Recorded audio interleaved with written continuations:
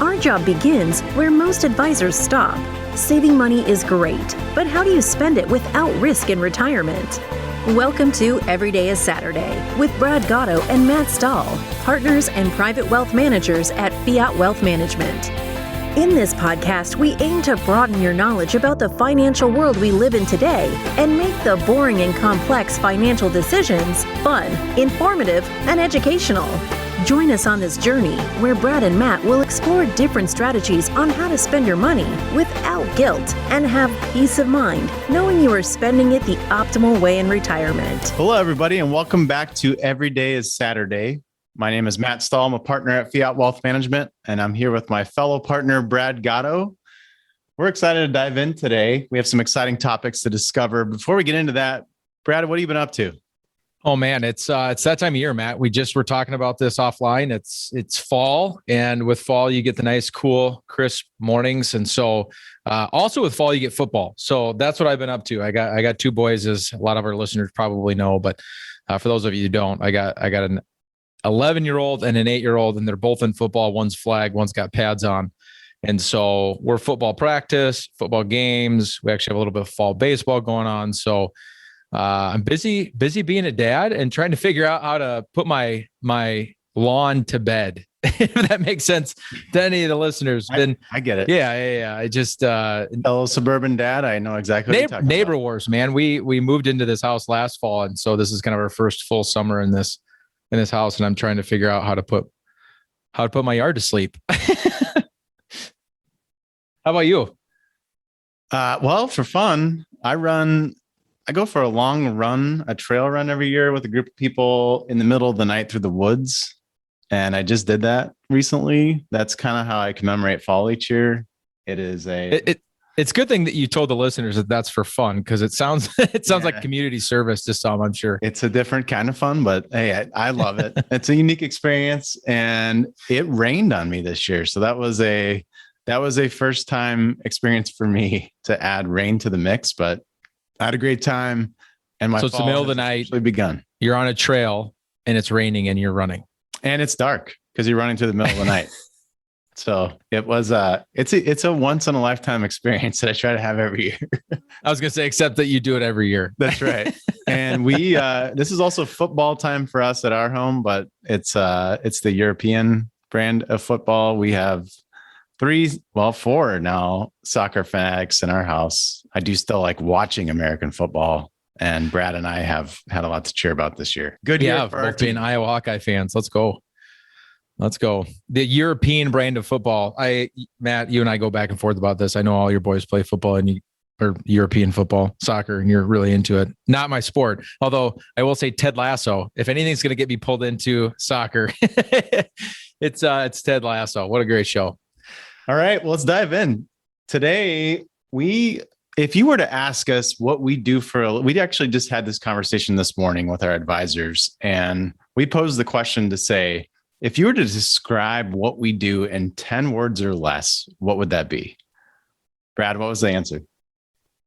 We teach our clients how to spend their money. Absolutely. So unfortunately, or even shorter, Matt, or we teach them how to party. Yes. Spend your money, party. It's synonymous, right? Which we like that even better. Sometimes we have to explain what the party part means. But so we teach people how to spend their money, and it sounds like all fun and games, but there's some risks that are associated with that, aren't there? Just a couple. Yeah. A couple. We're gonna dive into some of those risks and address those and go through and explain how we address those internally. And today we're gonna start with something called sequence of returns risk. It's a mouthful. Yeah, that probably doesn't mean a lot to other people, but to us internally, it's one of the biggest risks that the folks that we run into face. Majority of the people we talk to are in that 55 to 70 range, and they're transitioning to a different period in their life where they've put the responsibility upon us to really develop a paycheck for them, to create that paycheck for them because they're stepping out of their job. So where we're going to start is when we're creating that paycheck.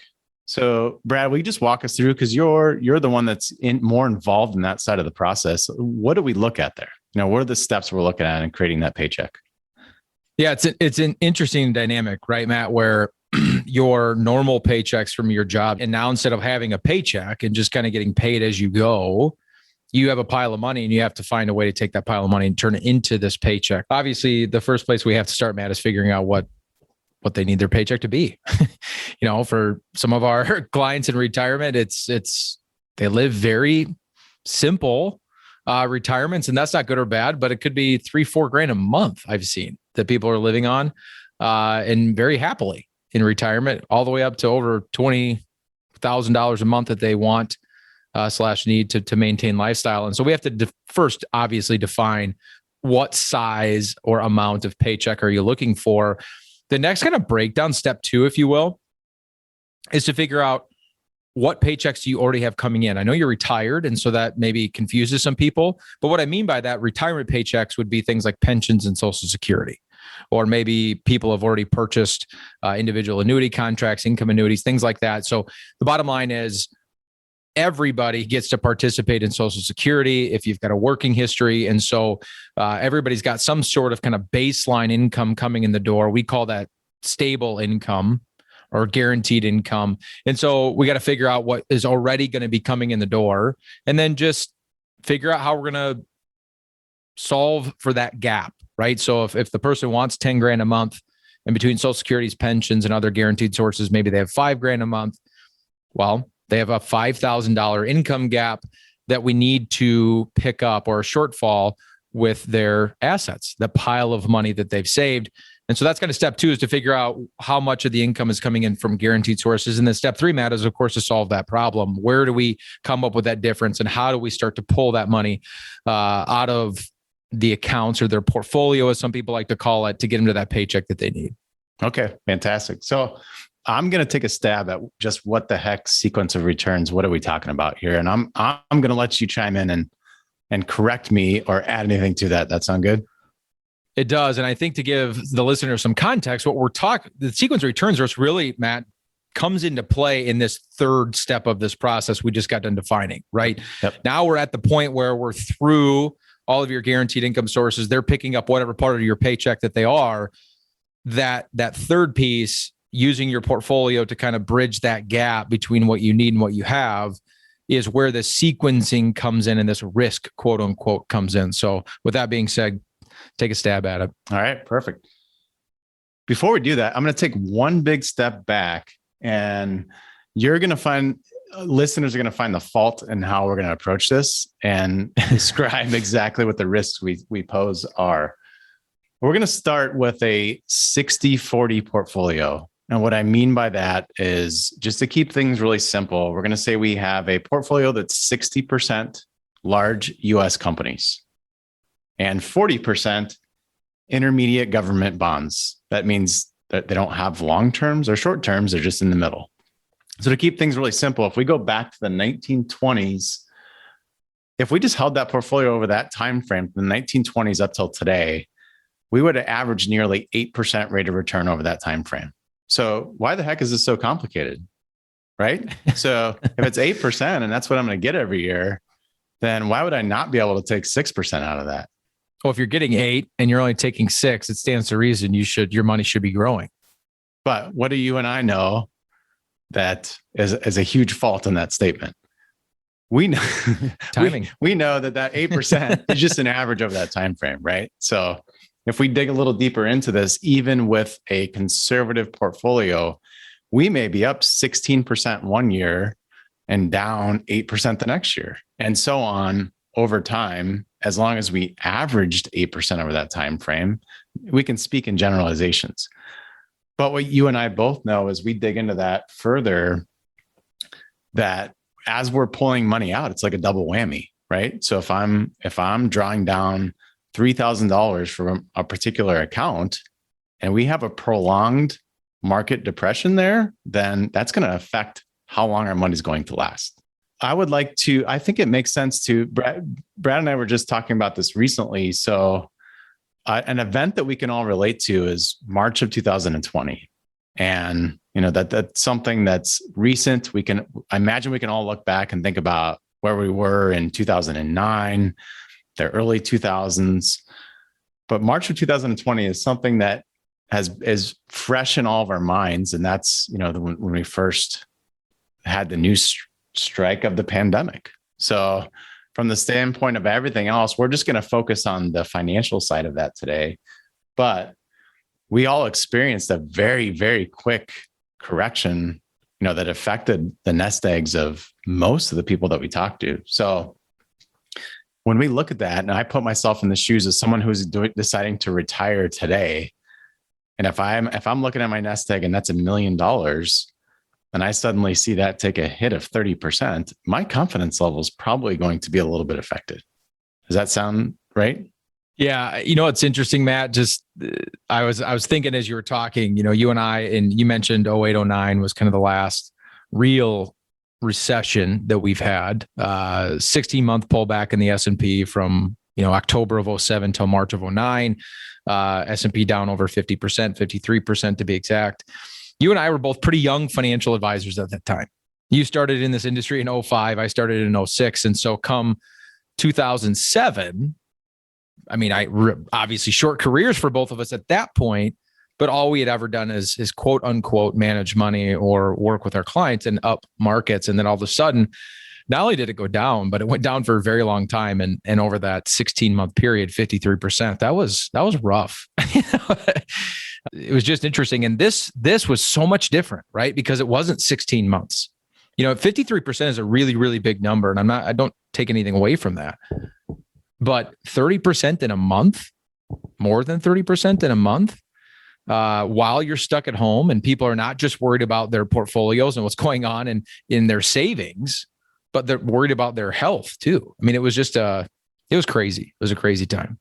So we know that this is a risk that we face, right? If we're deciding to transition from a position where my employer is paying me a steady paycheck, I've saved up this pile of money, I'm deciding to create a paycheck off of that. So we know that that's a risk dependent upon what the financial markets do and how that's going to affect our pile of money over time. Correct? Let's transition to how do we address that? So we know that it's an issue. We know that depending on the time when we retire, that could affect things. If I decided to retire the day that we saw the financial markets down 50%, it's obviously going to look different if it's at the peak. Let's transition to how do we address that? And what kind of steps can we take? So let's think about creating that paycheck. What are some specific things that we do internally to address that? Yeah, there's a lot of different things that can be done. When we go back, Matt, to this conversation of helping people figure out, okay, over your retirement, however long this is going to be, potentially. When you think about it, on average these days, Matt, people are retiring in the early mid 60s, sometimes not till 70, sometimes before that. But let's just say, for our example, at age 65. Okay. And we're going to plan out to a married couple, 65-year-old married couple's life expectancy, which would be almost to the mid 90s. So for all intents and purposes, 30 years. So whatever this pile of money is that you have, you kind of think of in like a 30-year time frame, maybe longer, maybe shorter, obviously, but you have a 30-year time frame that we have to spend this down.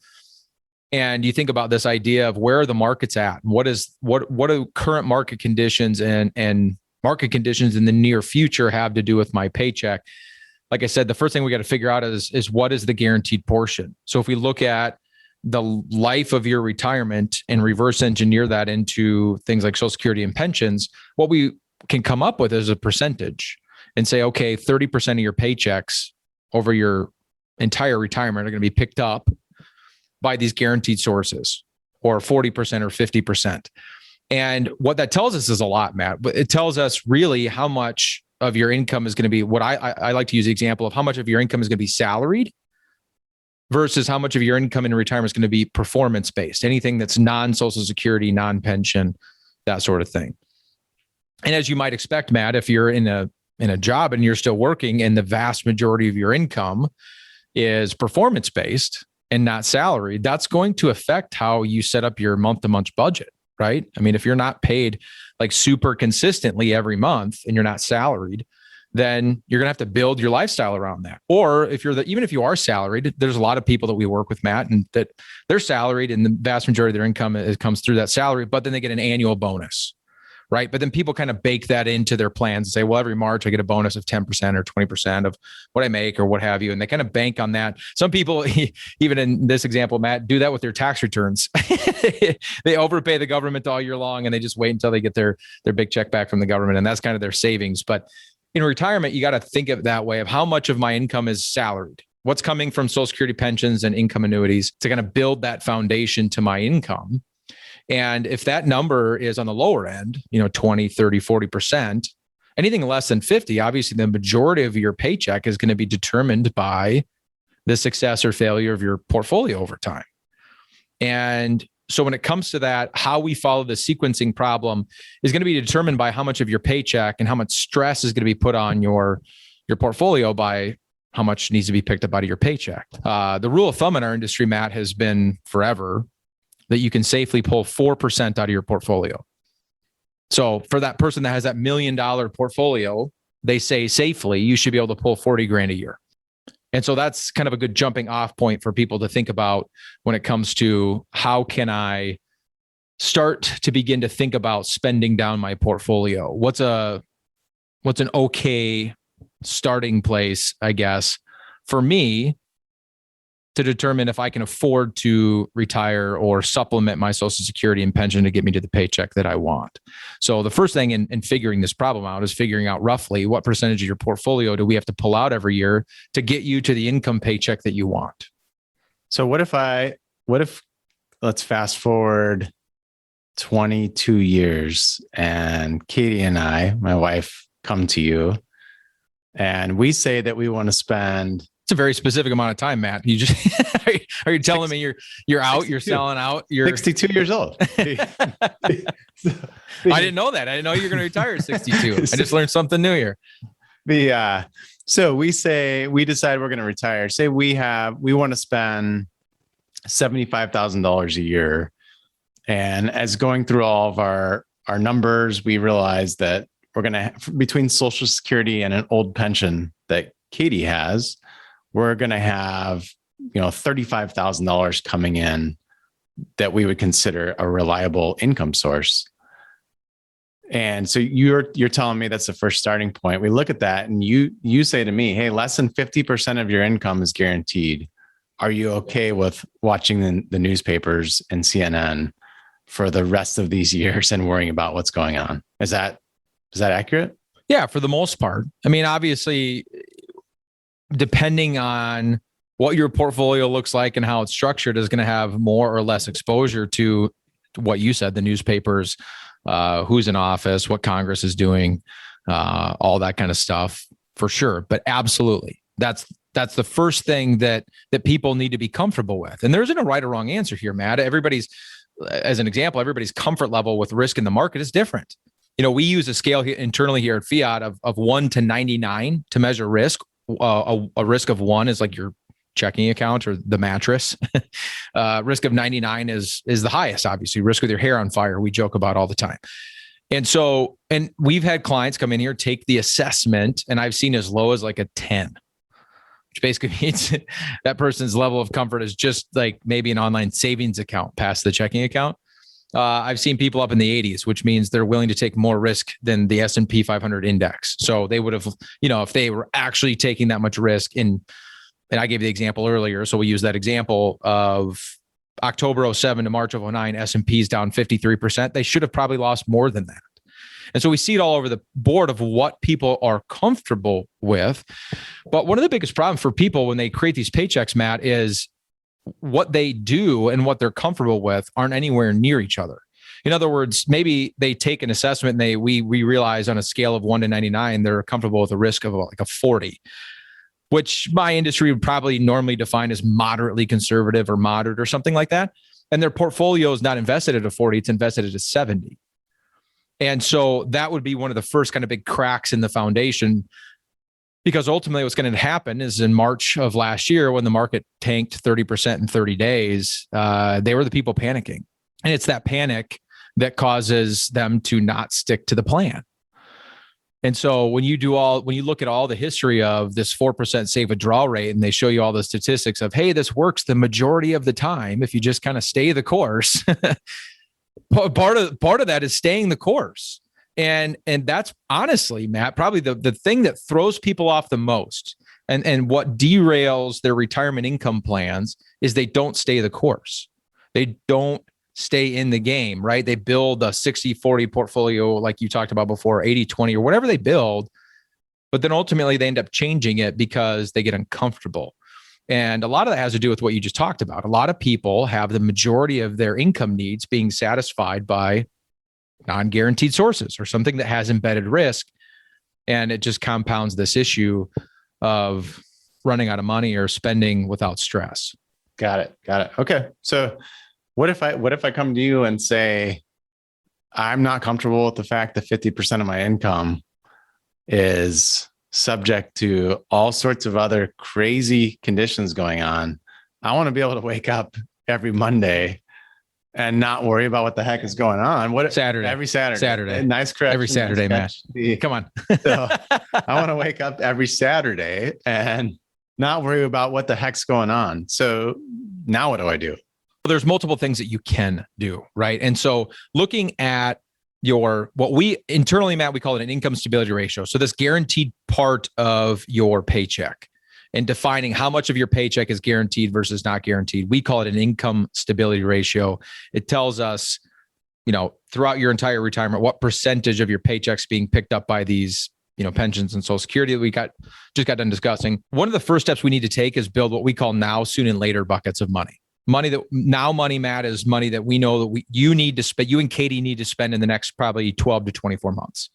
And that's going to be essentially, Matt, cash and cash equivalents, because we don't know when the market's going to drop 30% in 30 days. And the last thing I want to do is give you a monthly paycheck that's subject to that kind of volatility, right? Because in the sequencing that we keep talking about, sequence of returns, I think the best visual I can give our listeners is imagine you go to the Kentucky, they call it the most exciting 2 minutes in sports, right? These horses come flying out of these gates. They race around the track. It's 1.25 miles, I believe.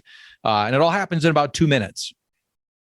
That said, you could be the horse with the best odds to win, the odds-on favorite, all the things. Everybody's putting their money on you. And you could be the fastest horse in the race.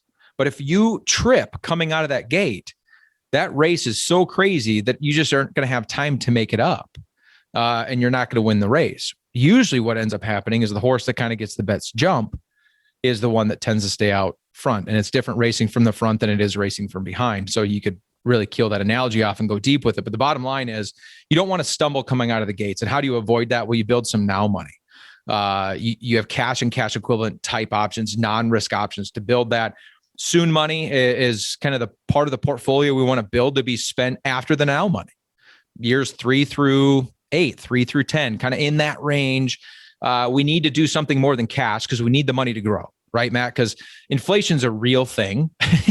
This happens, right? If you don't believe me, just go buy a gallon of gas or go buy a gallon of milk, or, we just stocked up. We're both from Iowa. I've got family down there that are farmers. They raise cattle. So we just stocked up on some meat, which I was really, really excited by because a pound of ground beef at the market these days is about $5. So inflation's a real thing. And so we have to do better than cash, right? We can't just sit in cash with everything because some of it has to grow. And so we need to do it smartly. We can't just ride the entire roller coaster of the markets if we only have kind of 3 to 8 years to let things bake. But then we have these later monies, and those can just go to the markets because anything we don't need for 10 years or more, if you retire at 62, Matt, you and Katie do need money after the age of 72. At least we need to plan for that possibility. And so that money can be in the market. And so building these buckets of now, soon, and later money is really, really important. The other thing, and the other strategy you can look at is, how do I supplement my foundational income? How do I add more Social Security to my life or more pensions to my life? Or what if I don't have a pension and the only thing I have is Social Security? And I don't like the fact that to your point that you made earlier, Matt, more than 50% of my income is subject to the volatility of the markets or kind of what's going on in the economy around me. Other than cash and other non-risk assets like certificates of deposit, the bank, CDs, government bonds, things like that, the insurance companies allow you to build your own pensions. You can basically build income annuities with them that allow you to turn a portion of your retirement monies into this guaranteed paycheck, mimicking something similar to Social Security or to a pension. And this is not a recommendation to people to go out and purchase annuities. That doesn't mean that they're good, doesn't mean that they're bad.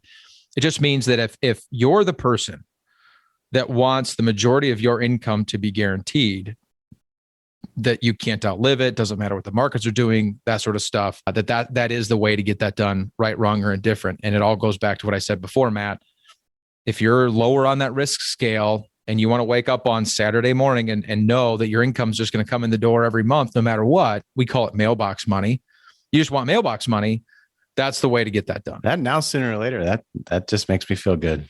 I feel much more peace of mind. Well, it all comes down to this idea that you have to point your money in the right direction of what you want with it. And the crazy part is when you look at your pile of money as your retirement accounts, right? And you look at, what you've saved, you're like, this is my retirement money. That's awesome. And it's good that we've at least defined it as that. But then the next step in that process is, okay, well, what are we going to spend here over the next year? What about in year 2, year 3? And if you start to segment it out that way and go, this is the pile of money I'm going to spend 3 years into my retirement, it gives you a lot more finer detail to be able to tell that money what to do for you and what's important. If it's money, Matt, that if you retire at 62 and you and Katie, we look at part of the monies for your ages 72 and beyond, as an example, is short-term volatility really that big of a problem for that money? No. Is limited liquidity of that money really that big of a problem? No, because I don't need it for 10 years. But if that's the money that we've defined as the stuff you're going to spend over the next 12 months, well, both of those things are a really, really big issue. And what's interesting, Matt, is you can't get everything you want with every dollar that you have. In an ideal world, there's only really 3 things we all want with all of our money. We want return, we want safety, right? And we want it to be liquid. Let me add it anytime I want it. If I could get all 3 of those things with every dollar that I have, we'd be in an awesome spot. The problem is there's no place to put your money that does all 3 of those things. You get 2 of the 3, you can have return and safety, but you're going to give up liquidity. Or you can have liquidity and safety, but you're going to give up return. But if we can drill down into what monies we need now, what we need soon, and what we need later, we can pick the 2 of those 3 things with those different piles that make the most sense depending on what we're after. I think you can tie a bow on that. I love it. We alluded to, but that's not the only risk. And we alluded to a couple of those today. I think we're going to break those into the next few episodes. That sound like a plan? It does. And Matt, we keep talking about this every day of Saturday lifestyle, right? And in a retirement, you want to retire and do the things you wanted to do. The whole point of, a lot of what we wanted to kind of build this podcast for and around was this idea of let us help you actually just have fun and stop worrying about, who's going to get elected in the next election cycles or what inflation is going to look like over the next handful of years or all these things. And so we bring up these risks, but only for the fact of like giving you solutions so that you can do exactly what you said, wake up on a Saturday morning and feel really awesome about it. Well, stay tuned for the next 2 risks we're going to talk about. That was not a scare tactic. We'll provide solutions. We'll come at you. We have 2 other ones. We want to I guess, Matt, we could market this as the 3 big risks of retirement. We talked about 1 today. We got 2 more coming at you in the next couple of episodes. So stay tuned for those. And as always, everybody, thank you so much for listening to Every Day is Saturday. If you want to reach out to us here at Fiat, our website, it's going to give you all of the information that you need. And you can find that at www.fiatwm.com. Please subscribe to the podcast if you have not done so already so that you do not miss an episode, because obviously we've got the other 2 big risks coming up. You don't want to miss those. And we would absolutely love it if you would share this podcast with your friends and your loved ones. As always, listeners, I'm Brad Gotto here with my partner, Matt Stahl, and we will see all of you next Saturday. But Brad, we don't record the podcast on Saturday. One of these days, Matt, you're going to get it. Every day is Saturday. Aha. Thank you for listening to Every Day is Saturday. Click the subscribe button below to be notified when new episodes become available. The information covered and posted represents the views and opinions of the guest and does not necessarily represent the views or opinions of Fiat Wealth Management or Foundation's investment advisors.